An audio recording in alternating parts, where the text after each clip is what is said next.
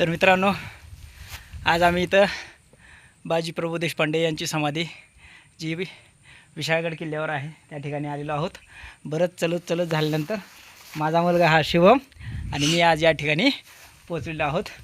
ज्यांनी विशाळगड खरंच बघितला आहे त्याला माहीत असेल की बाजीप्रभू देशपांडे यांची समाधी किती लांब आहे ती.